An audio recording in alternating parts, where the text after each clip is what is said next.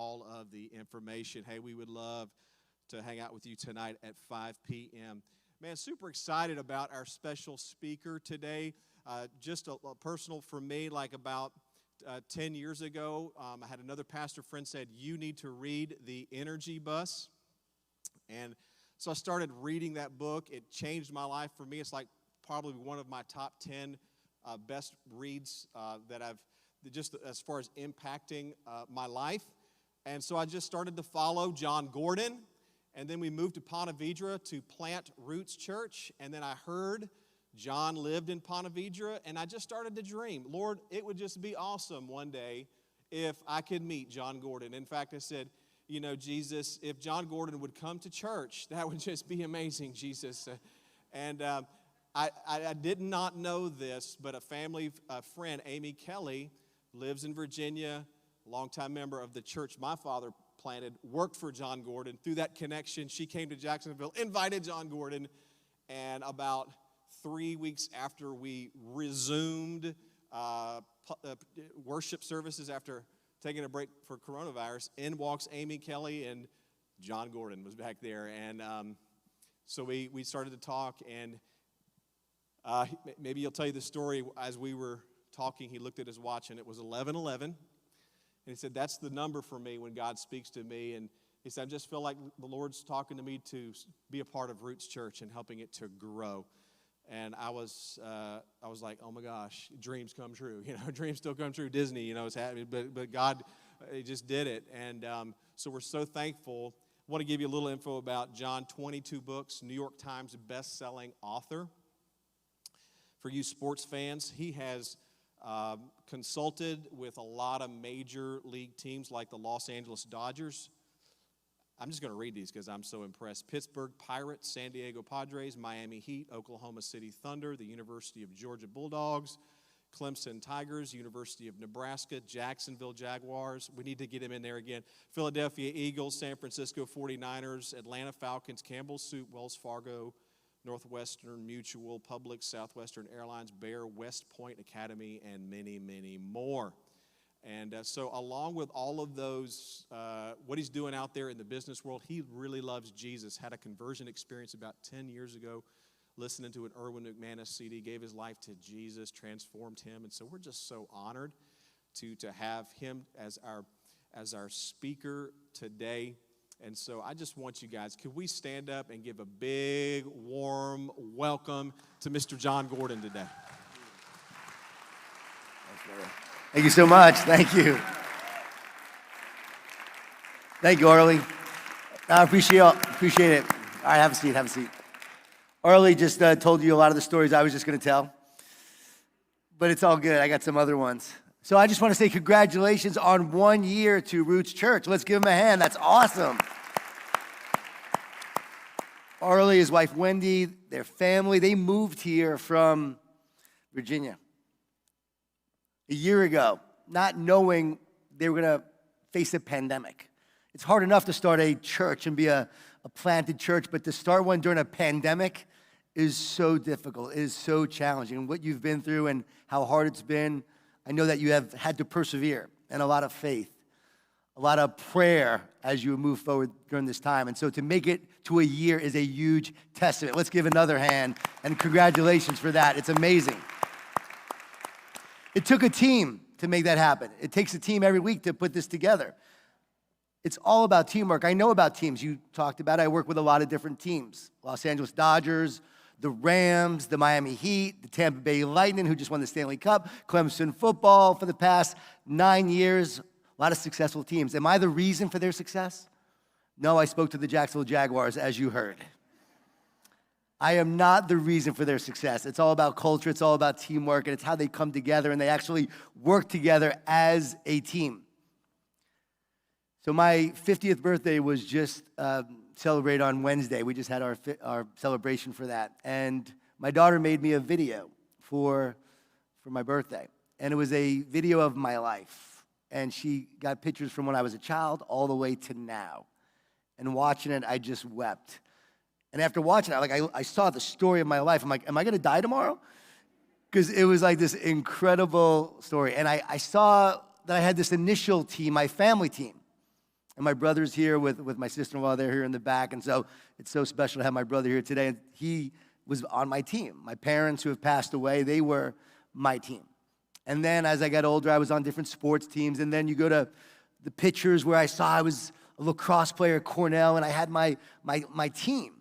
And then I graduate. And now I'm really alone. I don't really have a team.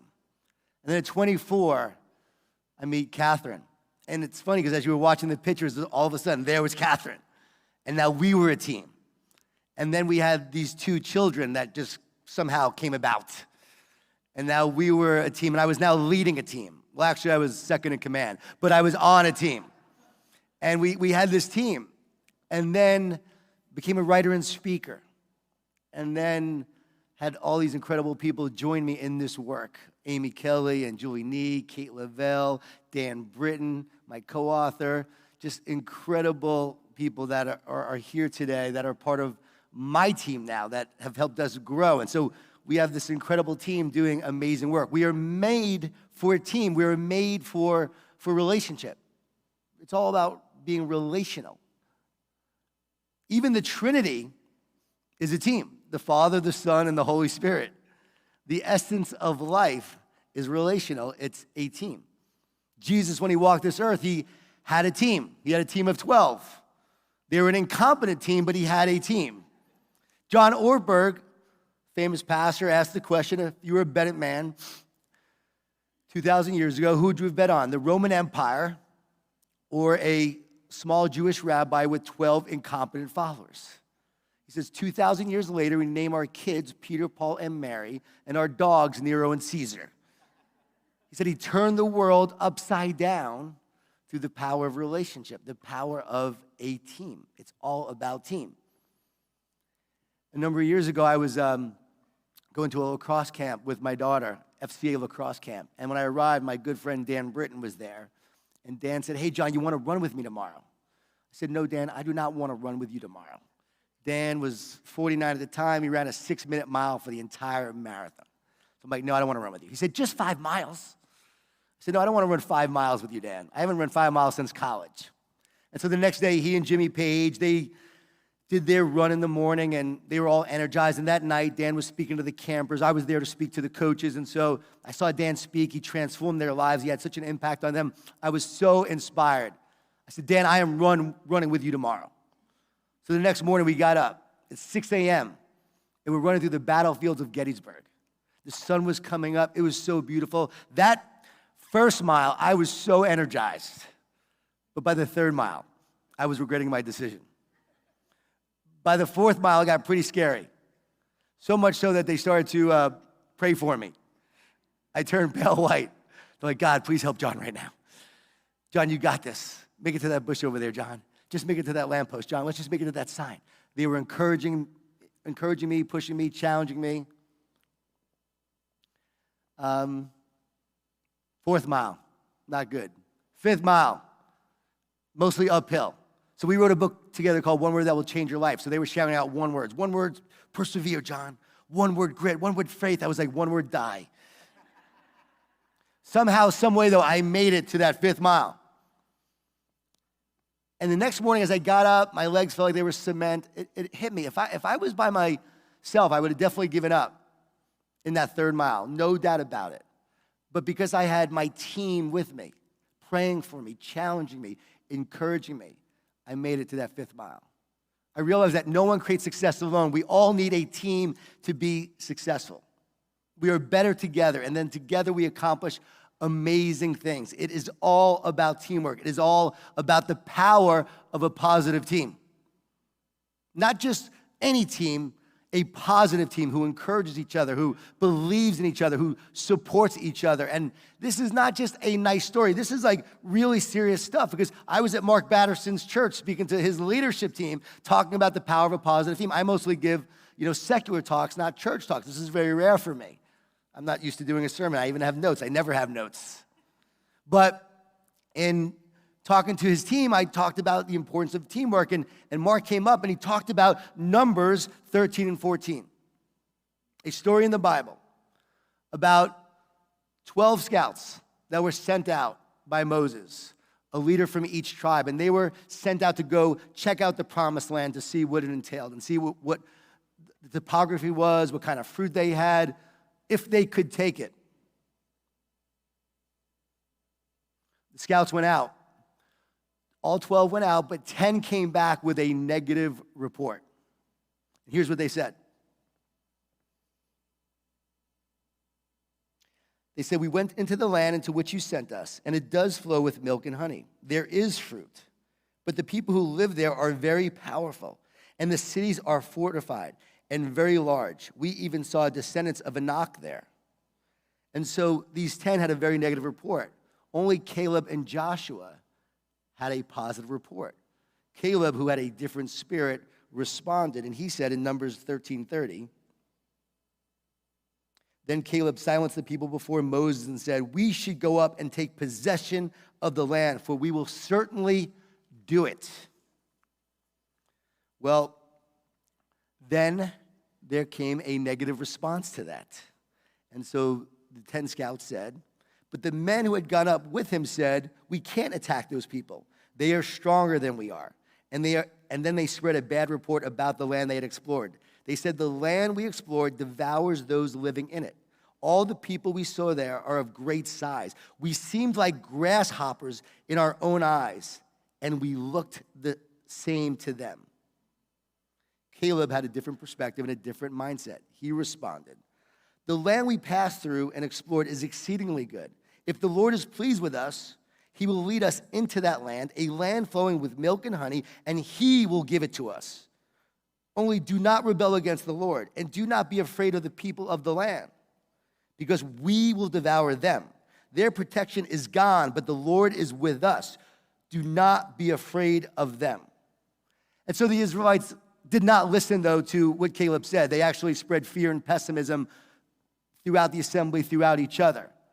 And their negativity spread, their pessimism spread, and ultimately they decided not to go. They even wanted to stone Caleb and Joshua for their positivity and for their spirit.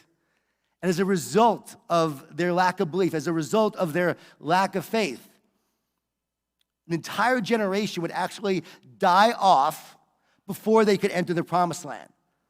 So all those people who lived in that generation died off, and only the younger generation was allowed to go into the promised land. And only out of those 12, Caleb and Joshua were the only ones that were able to enter the promised land as a result of their optimism, of their belief, of their spirit.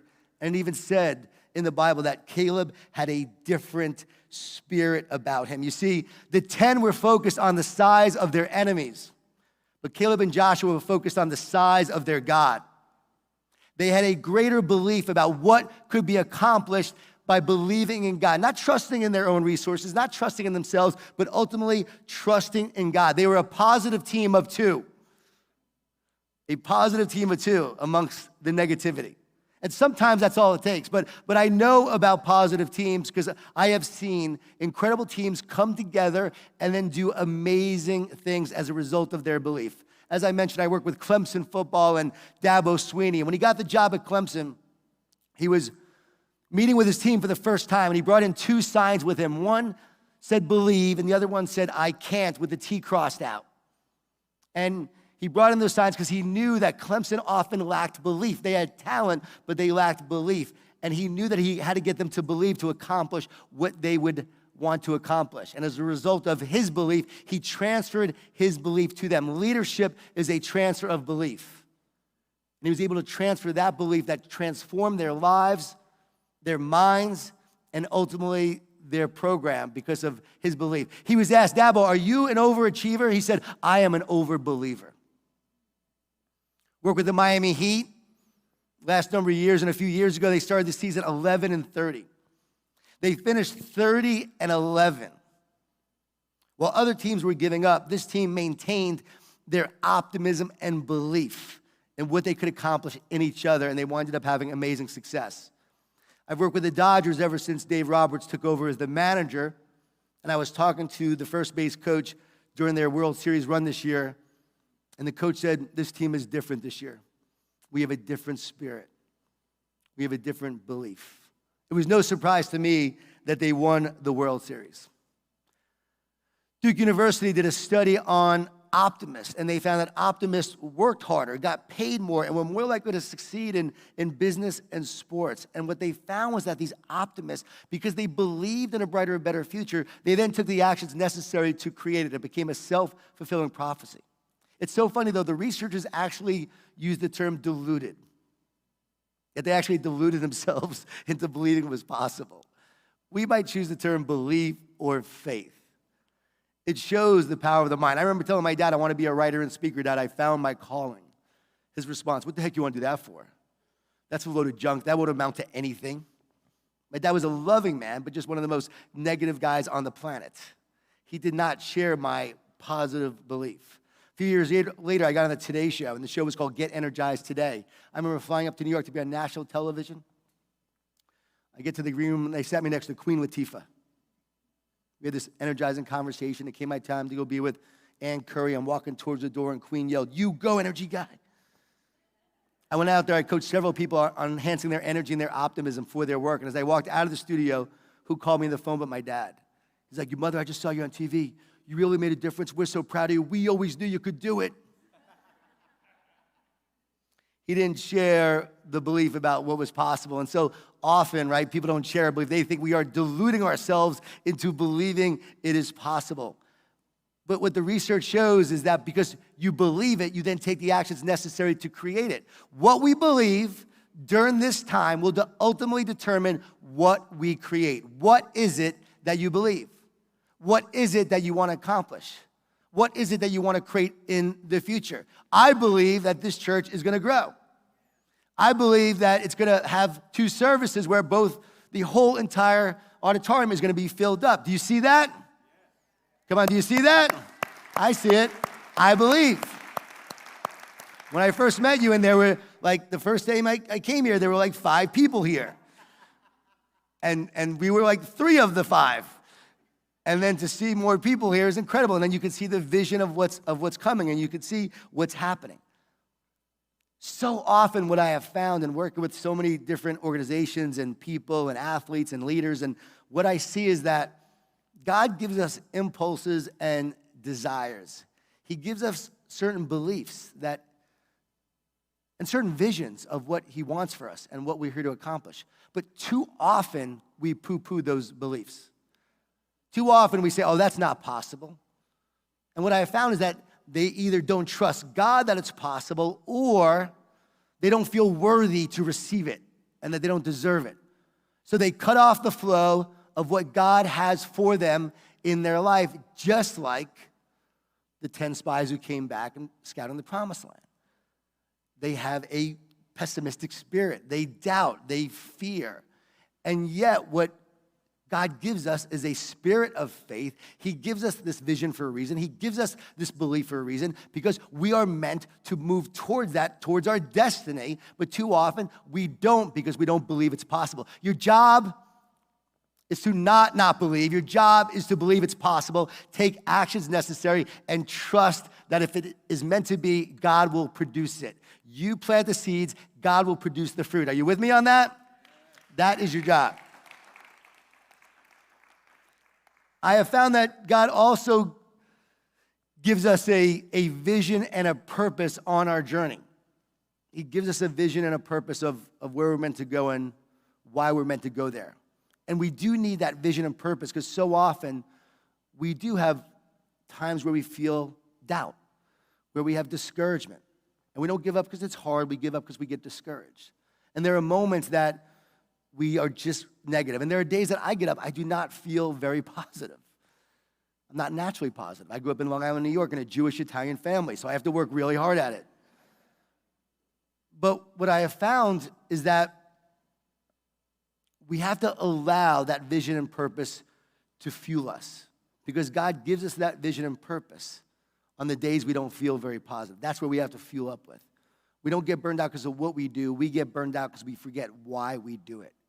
So we have to remember that vision. We have to remember that version. We have to often ask God what his vision for our life is. God, what is your purpose for me? What is it that you want me to accomplish? Show me the way, God. Show me the vision that you have for my life. My prayer has often been, God, use me for your purpose. Guide me towards my purpose. God, help me build your kingdom, not my kingdom, God. And God would, through that, reveal to me my purpose. He would show me the way. And I would just constantly pray, God, give me the signs. Show me the signs, God. I am open. And God would show me sign after sign after sign. People say, how do you know what to do? How do you know what to write? And I say, I just ask God. I am open. I trust in him. I have faith and I have belief. I've written those 23 books since 2007, ever since I became a believer in Jesus. And people often ask me, I get this all the time, John, do you have a ghostwriter? I must not look smart enough to write a book. And I always say, no, I don't have a ghostwriter. I have a holy ghostwriter.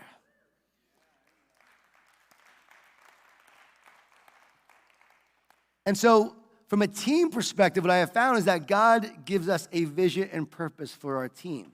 And so every great team has to have a shared vision and purpose of where we're going and why we're going there. And he gives that to each one of us as well. And you have to find the team that is going in the same place you are. And God will often bring you to the people that you're meant to work with. That's what's happened to us and our team. I mean, one day I just showed up and I had this team. Like, I wasn't expecting this team. They were just all there, right? Right, Julie? Right, Amy? They were just there.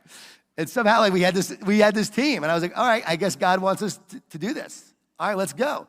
I wasn't looking for a team. God brought these people to me, and we just started working together, and we realized God had a plan for our life, that we're meant to do this work. And when I showed up here that day for service, I had no idea Arlie knew of me or had read any of my books. I had no idea. And when we started talking, he told me that he liked my books. I said, you must be an awesome person.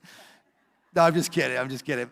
But as soon as he said it was I'm just kidding on that. It was the craziest thing. I look at my phone, and it was 11:11 the minute we started talking. And 11:11 has been the sign that God often shows me that I'm on the right path, that there's something he's doing in my life. And as soon as I saw it, I said, Arlie, I just know I'm meant to support this church and meant to get involved. And I went home and told my wife, and my wife is always so supportive. And when I see a vision or see a sign, she says, all right, let's go. When I wanted to move to Ponte Vedra, she said, let's go. I said, we may lose everything. She said, it's okay, let's go. And you know what? We were just like, let's go. And so we decided to support this church and get involved. And I see the vision of what it's going to be. I see that this is just 1 year, but I've never been part of a church plant. I've always been involved with churches that are established. I'm involved with the Mosaic Church out in LA, where that's the pastor who led me to Christ, Erwin McManus. And that changed my life, so I'm involved there, but I've never seen a church on the rise. So it's going to be exciting to see what God can do with this team. It's going to be exciting to see what God can do through your team. One of the most important things we did as a family when our kids were growing up was to meet as a team and to sit around the table every week and talk about different things. And people might call that dinner, but with sports, we were so busy, we would not even make time a lot of times to get together for dinner. We didn't have time. So we would get together on this weekly meeting and sit around the table, talk about our vision statement, talk about our purpose, talk about our one words for the year. And it was just incredible how we would find out things about our kids that we had no idea. And would we fight during those meetings? You bet. Like, great teams actually fight, but we had a lot of openness and communication. Are we a perfect family? By no means, no. We have a lot of flaws. We have a lot of challenges, like everyone. But it's during that communication and that connection where we really bonded as a family to become a stronger team. I want to encourage you as a family, if you're not doing that, to start your own little family meeting to strengthen your team. We do it at work. And maybe we don't do it at work, but we have to do it at work. We have to do it in our families to bring people together. Communication and connection and commitment and caring. Those are the 4 C's to building a great team. Communication, connection, commitment, and caring if we want to build a strong team. And so a great team realizes that they are more powerful than their circumstances, that they are greater than their challenges, and that their vision is greater than all of the stuff they're dealing with. And their purpose is greater than any challenge they're facing in the world. And so a great analogy I want to share with you on that to help you think about the power of a positive team and the power inside of you is the carrot, the egg, and the coffee bean. You put a carrot into boiling hot water, what happens to the carrot? It gets soft. It gets weakened by its environment. You put an egg into boiling hot water, what happens to the egg? It's hard. We call it hard-boiled eggs. It's hardened. We can be like the carrot and allow events and situations in our life to weaken us, to cause us to crumble from the inside out. Fear and stress and anxiety. And that happened to me during the dot-com crash. It happened to me when my wife came up to me and she said, I love you, but I'm not going to spend my life with someone who makes me so miserable. I was 31 years old. We had just moved here. I was not a believer. I was not a person of faith. And I was crumbling from the inside out. And that ultimatum changed my life. It made me want to be a more positive person. It made me want to ask the questions of why I was so miserable and what is my purpose. And I knew I needed to change, and that began the process of changing. And the person who crumbled from the circumstance of losing my job and the adversity would then become someone because of that who could be a light for others during this time. And so I was the carrot. And we don't want to be like the egg either, where we get bitter and angry and frustrated, where we just don't care. Because you cannot be great and you cannot make a difference in the lives of others and bring out the greatness in them if you don't care, if you don't love, if you don't serve. And so we have to make sure that we don't become like the egg. But it's easy when we read social media. It's easy when we follow the news. It's easy when there's so much hate and division. It's easy to become like the egg. I've honestly struggled with that over the last 8 months of everything going on. It's been so hard on so many people. We don't want to be like the carrot or the egg. We want to be like the coffee bean. You take a coffee bean and you put that coffee bean into boiling hot water. What happens? Some say magic. Others say deliciousness. Yeah, within an hour, even if it's not ground up, it will transform the water into coffee. So the coffee bean is not affected by its environment. Instead, it transforms its environment. It's not affected by its circumstances. It transforms its circumstances. From the inside out, it transforms the environment that it's in, and that is our power. God gives us that power, that the power in us is greater than all the forces against us. And John 4:4 says this, and it's why the coffee bean as a message is taking off. I wrote a book called Coffee Bean with Damon West, and this book is just taking off like crazy, and I know why, because it is the ultimate truth of what Jesus said to us.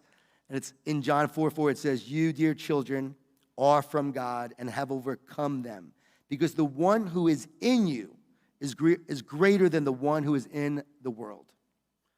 So the power inside of you is greater than all of the circumstances and all of the people and all the negativity and all of the evil in the world. We just have to remember that we have that power. In Washington, we just had a transfer of power. But I believe the greatest transfer of power happens when we give God our power. The limited power that we have. We think it's so great, but it's actually very limited. And we give our power to God. And God transfers his power, which is much greater, to us. It is the great exchange. And it's what happens when you give Jesus your life. He takes your burden. He takes your pain. You surrender to him. And when you surrender, he gives you his life. He gives you his abundance. He gives you a greater power than you have ever known. And from that power, you start walking in truth. You start walking in power, and it changes everything in your life from the inside out. Everything in my life changed when I was 36 years old, and I gave my life to Jesus. That's when I started writing. It's when I started speaking. It's when God revealed his purpose, ultimate purpose to me. And it's been a walk with God ever since. We just have to transfer our power. And Jesus wants you on his team. He wants to make you a part of his team.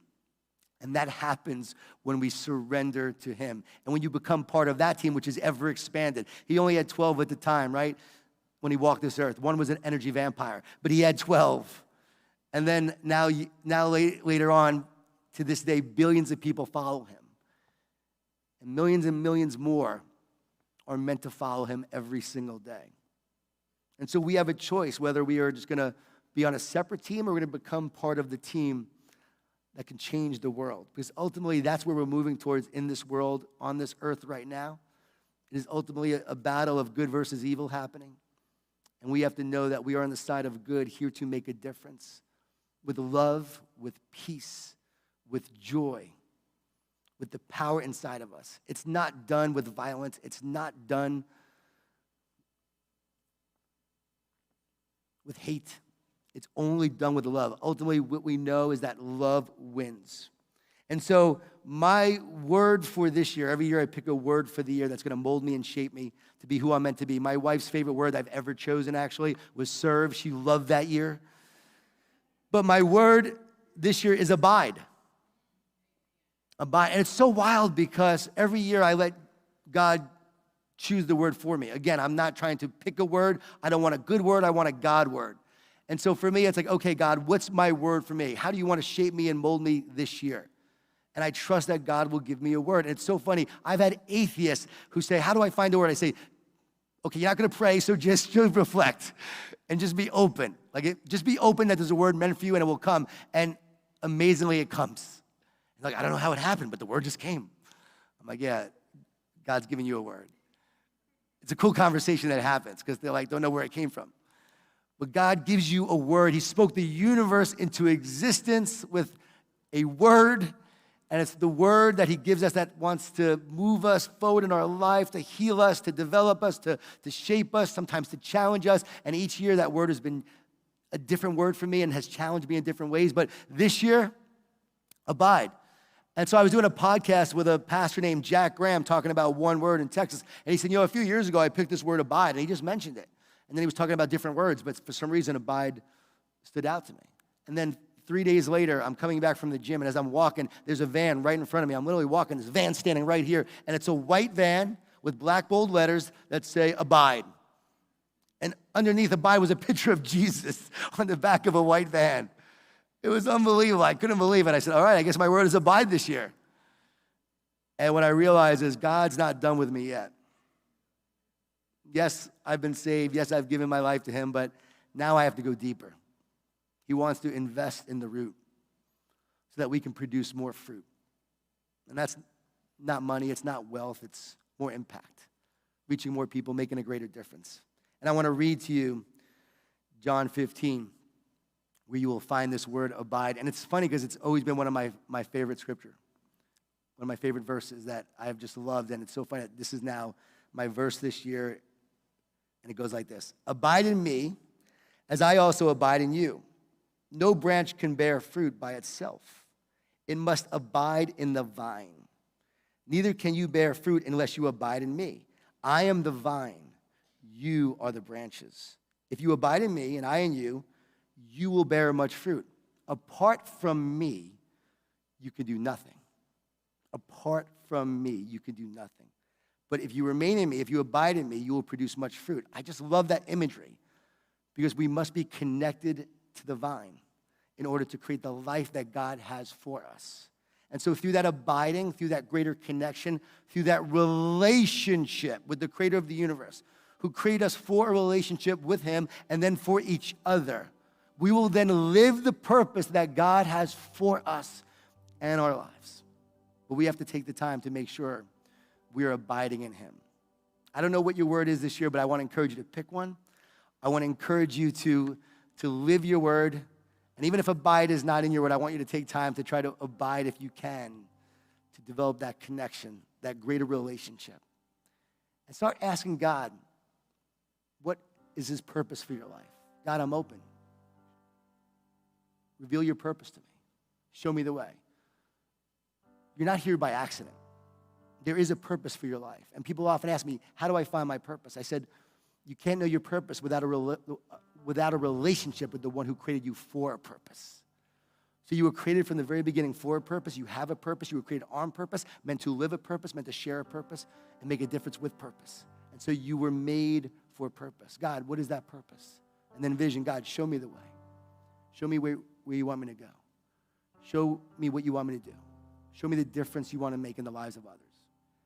If your vision doesn't include you making a difference in the lives of others, you need a different vision. We are meant to help others. We are meant to be a blessing to bless others. I want to close with this. I just celebrated my 50th birthday on Wednesday, and I've never been a big fan of age. For me, age was just a number. And I would always say every year, I'm getting younger, I'm getting stronger, faster, better. Not faster, but definitely better overall. Faster was losing a long time ago, but I stayed positive, thinking I could still be faster, and then better. And then turning 50, though, it makes you reflect, right? Like, wow, I'm 50. What do I want my next 50 years to be like? Yes, next 50. I decided, for those who haven't heard this yet, I'm going for 100. I'm going for 100. I don't know, I've never thought of that before, but I thought, you know what? I actually thought I'd be happy living to 70 or 80. Our mom passed away at 59 years old. So I thought, okay, if I make it to 70 or 80, I'm happy. But now I'm going to be optimistic. I'm going to believe, God, if it's meant to be, I will see, and I will make it to 100, because I'm halfway there, and in the words of the great American philosopher Bon Jovi, I'm going to live on a prayer. I don't know if Bon Jovi's ever been quoted in church before, but today he has. And I tell my brother, we have conversations, and I said, you know, I want to have a great funeral. And he said, what? You want to have a great funeral? Well, you won't be there to enjoy it. I said, I know, but it will mean that the people that I met along the way will be there, and that they will connect, and that people will tell my kids the difference I made in their life, because ultimately that is what life is all about. A life touches a life that touches a life. People who touched my life. God touched my life. God led me from darkness to light. He took my mess and turned into a message. He turned my test into a testimony. And he ultimately brought me here today. And I know I am nothing without the creator of the universe. And I know that the creator of the universe wants a relationship with you. He wants you to be part of a team, his team. He wants you to find a great team. And ultimately, he wants you to change the world with your team. So let's go do that together. Thank you so much.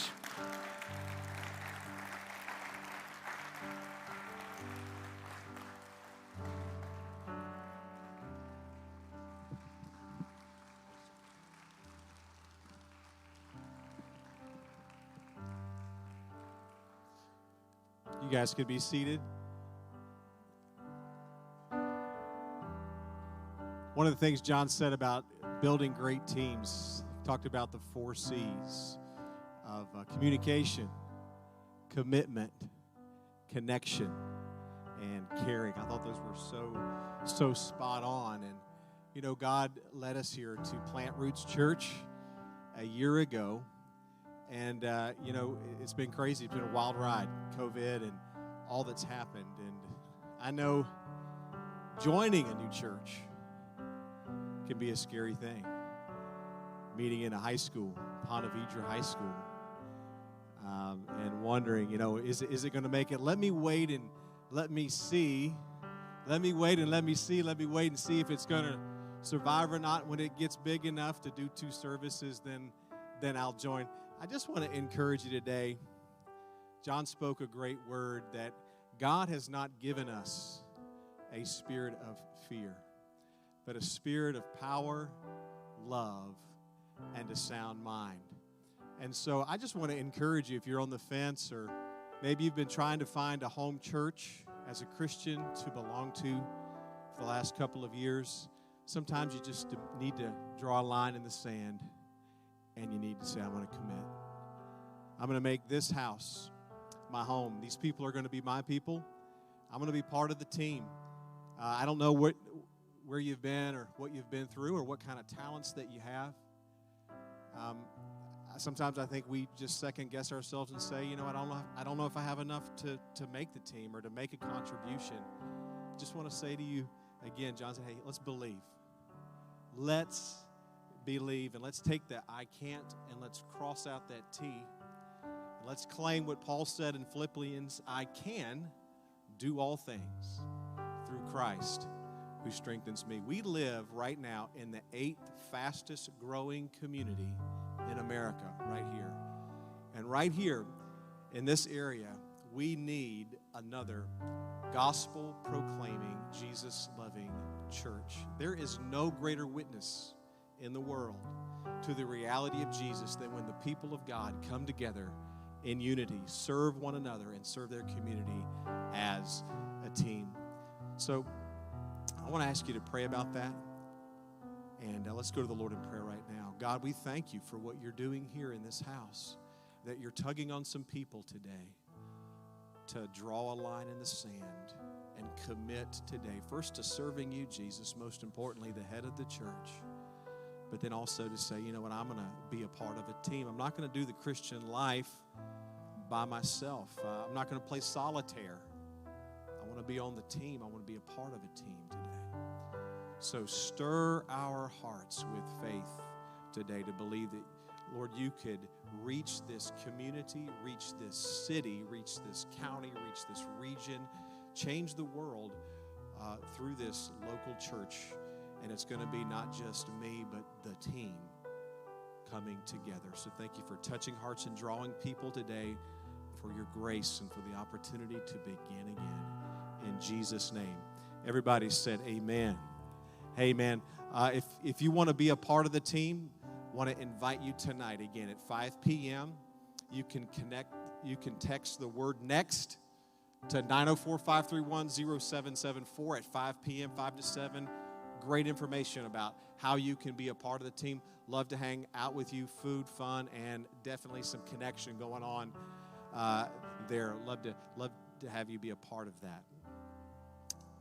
There are 3 ways that you can give here at Roots. Your giving makes what we do here possible. And you can give in person today as you leave. You can also give online at rootschurch.tv or text any amount to 84321. This is our birthday celebration today. And so before we leave, we've got something special to do, y'all. So I want to invite you to stand up. And I want to invite my wife and those that are helping today with our celebration, if you guys would come on up. We are going to let off some confetti cannons in a minute, okay? So I want you to know we have about 7 confetti cannons, and it will be loud. So if you're in the security world, please don't, do anything crazy. It's confetti cannon, okay? And don't dive under the seats or anything. But we're going to celebrate a little moment, because you know what? After 1 year, we are still standing. You know what? After 1 year, after one crazy year, you're still standing. You're here. We're here by God's grace. And so I want to ask these guys to go ahead and let's start that countdown video. And make sure, guys, those confetti cannons are pointed up, okay? We just make sure we do that. I know a lot of people are nervous, but as John was talking about his one word, abide, I feel like the one word for Roots Church in 2021 is multiply. That's the one word I really feel like God's put on our heart, that God is going to multiply. He wants us to multiply our services, our teams, our impact in this community. And it's not going to come through us, but through His grace and through His power. We want to invite you to be a part of that experience. From a year now, when we look back, I got to look back here, we're going to experience it together. So help me. 10, 9, 8, 7, 6, 5, 4, 3, 2, 1. Woo!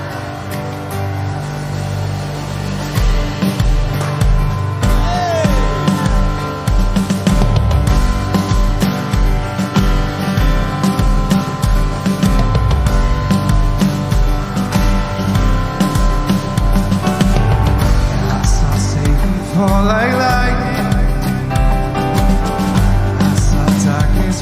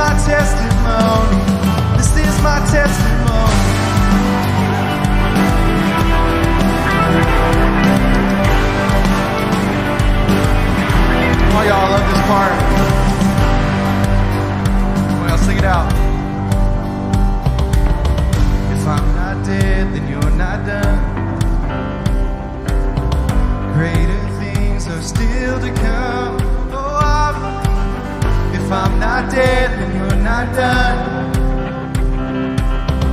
Greater things are still to come. Oh, I believe if I'm not dead, then I'm not done. Greater things are still to come. Oh, I believe if I'm not dead, then I'm not done. Greater things are still to come. Oh, I believe.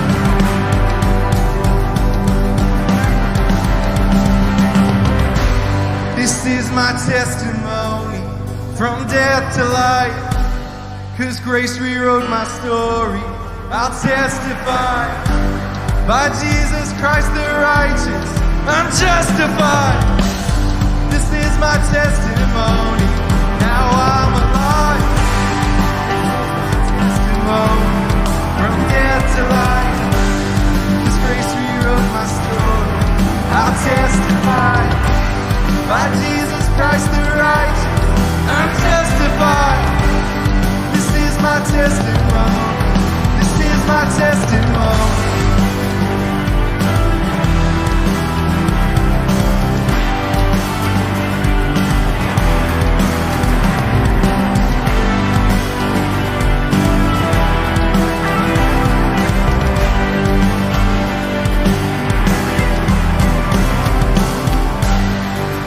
Well, thank you so much for worshiping with us this morning. Y'all, 52 Sundays of God's faithfulness. We cannot wait for many more to come. Go enjoy a cupcake. You guys are dismissed. You have the best Sunday ever.